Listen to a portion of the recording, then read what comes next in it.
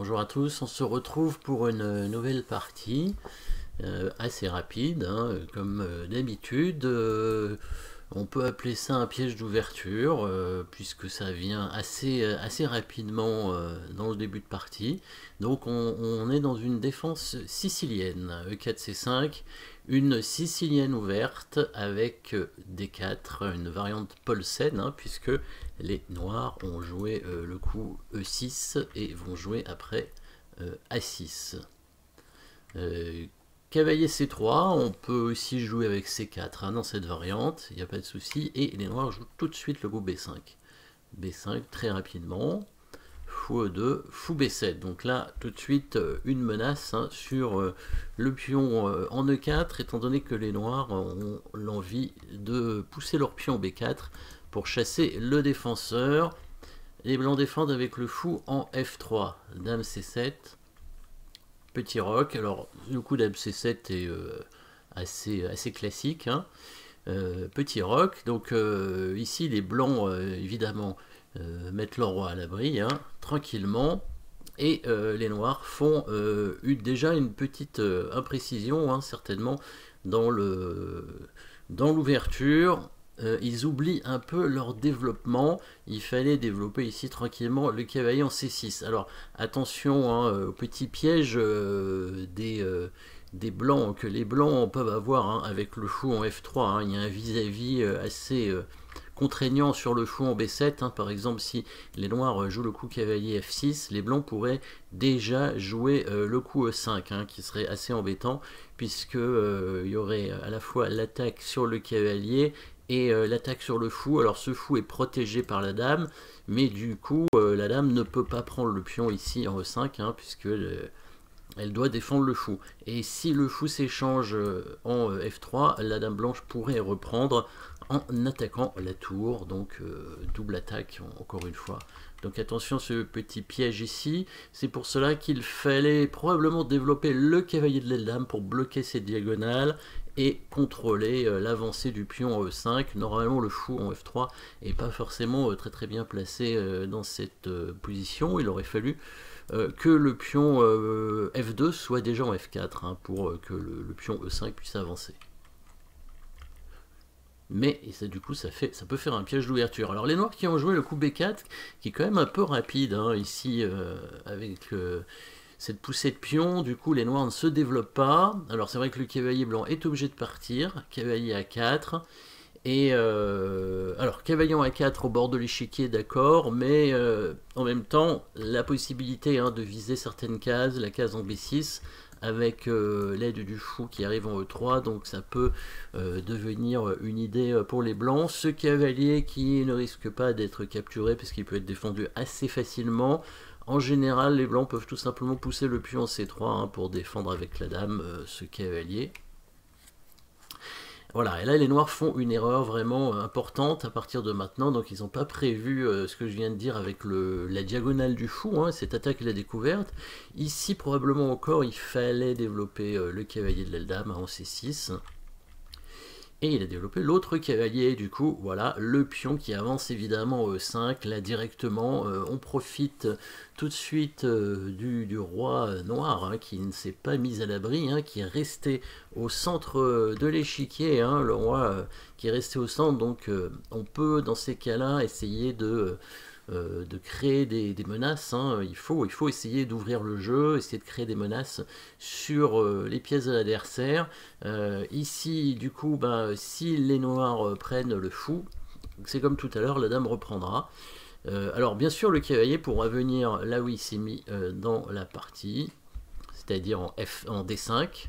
Hein, sur fou prend, on pourrait reprendre avec la dame et les noirs pourraient aller en D5, mais ce cavalier qui quand même cloué pour l'instant hein, et qui pourrait devenir fragile par la suite. Hein, on pourrait essayer de l'attaquer avec les blancs, hein, toujours avec peut-être la poussée du pion en C3 hein, pour éliminer le pion B4 et pour pouvoir ramener le cavalier ensuite en C3.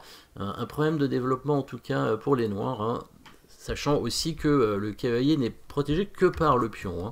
en E6, ce qui permet évidemment des possibilités avec le cavalier en F5. On va voir que ça va arriver dans la partie. En tout cas, c'était mieux pour lui d'échanger les fous d'abord. Il a joué d'abord le coup cavalier D5. Donc il a tenté de soutenir ce cavalier en conservant son fou. Tour E1 avec une première menace discrète que les noirs n'ont pas vue. Alors ici, on aurait pu commencer par le coup cavalier F5, mais le coup de cavalier ne sert à rien en lui-même. Donc là, évidemment, si les noirs prennent, les blancs reprendraient les cavaliers et obtiendraient une très bonne position avec une structure de pion extrêmement affaiblie chez les noirs, pion doublé, pion isolé, avec toujours le roi au centre et la position qui s'est ouverte. Le problème, c'est que ce cavalier en lui-même ne menace rien, donc il faut attendre un coup de développement des noirs, le fou qui se développe, c'est ce qui va arriver. Mais la position était déjà difficile pour les noirs, qui ont beaucoup de mal à se développer, tout simplement, parce que s'ils ne développent pas leur fou, ils vont jamais roquer. Le coup de tour ici est utile, puisqu'on met la tour en vis-à-vis devant le roi adverse, et évidemment au passage on protège le pion de pointe, le pion avancé qui est attaqué par la dame. Les noirs qui n'ont pas trouvé de bons coups, ils s'est développé avec fou E7 sans voir le danger. Et là, bien sûr, le coup cavalier F5 qui arrive. Voilà. Alors là, l'intérêt du coup de cavalier ici, c'est qu'il y a une menace immédiate, bien sûr, sur le pion G7, mais aussi une menace stratégique de prendre la paire de fous avec la prise du fou avec le cavalier. Et toujours l'idée, évidemment, si les noirs prennent ce cavalier avec le pion, on reprend le cavalier avec le fou et on a détruit la structure tout en ouvrant le jeu, puisqu'on voit que les diagonales sont ouvertes. Et étant donné que le roi noir n'est pas encore à l'abri, c'est très dangereux pour le roi. Il aurait quand même dû faire ça, évidemment.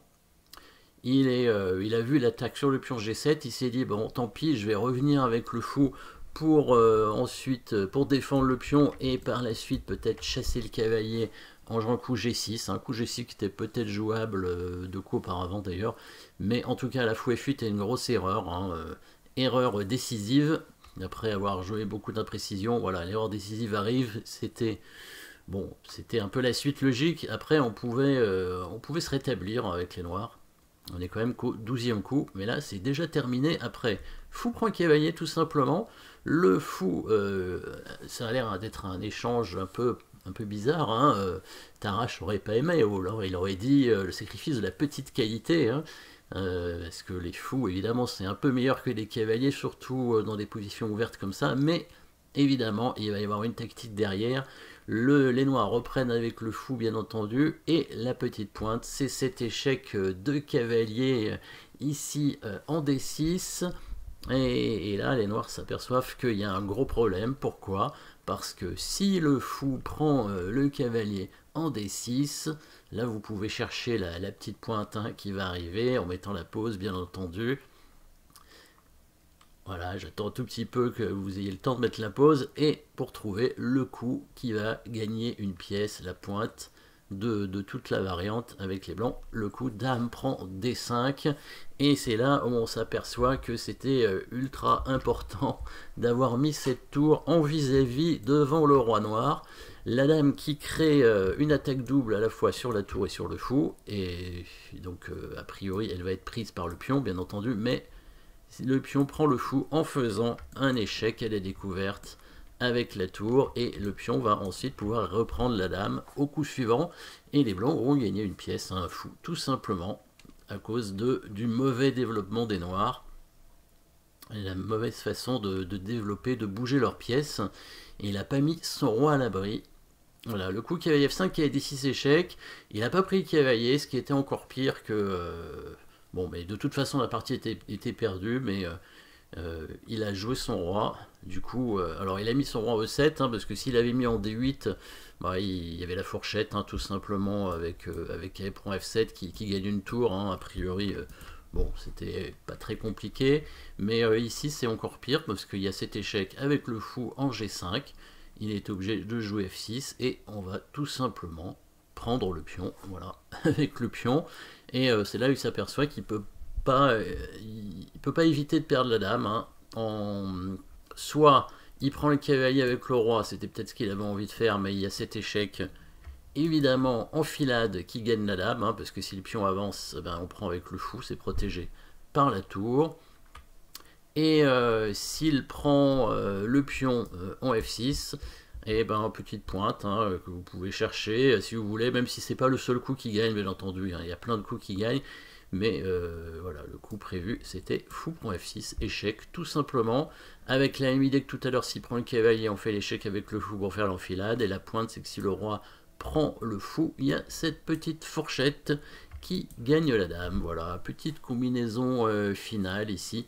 Dans cette sicilienne Paulsen, sicilienne ouverte, et dans laquelle les noirs ne se sont pas développés suffisamment rapidement. Merci d'avoir suivi cette partie et à très bientôt pour une prochaine partie